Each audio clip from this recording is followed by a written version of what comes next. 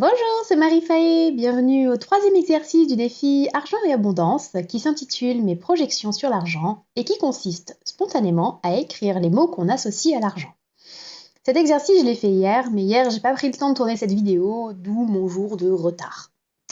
Bref, les mots qui me viennent en tête sont la sécurité, le confort, l'indépendance et l'autonomie que l'argent apporte quand on en a, ou encore les problèmes et le sentiment d'injustice que ça peut soulever de devoir le répartir. Je pense aussi bien aux successions au niveau familial qu'à l'argent des impôts au niveau national.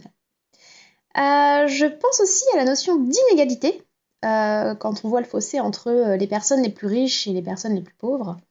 Je pense à la notion de chance vis-à-vis du fait que j'ai suffisamment d'argent personnellement pour couvrir mes besoins.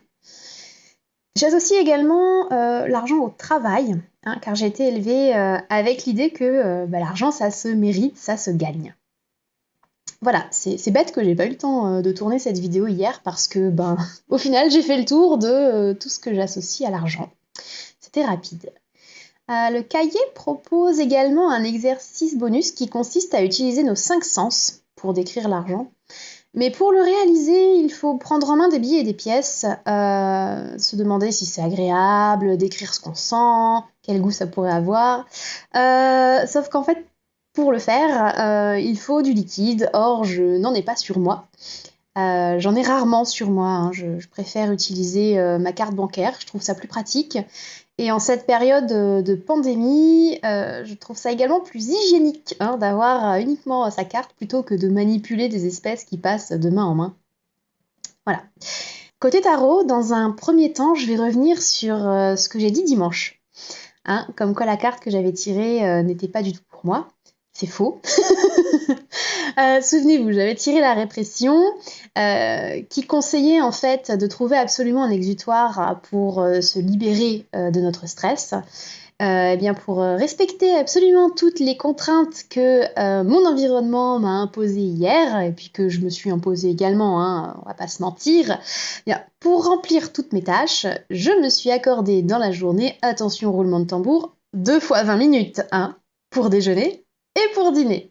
Le reste du temps, j'ai couru de 6h30 du matin à 23h, et à 23h, en m'écroulant dans mon lit, j'ai repensé à la carte de la répression. Et oui, comme quoi cette carte, elle était complètement pour moi. Faut que je sache quand lever le pied, parce qu'hier c'était n'importe quoi. Bref, aujourd'hui j'ai tiré la carte de l'harmonie.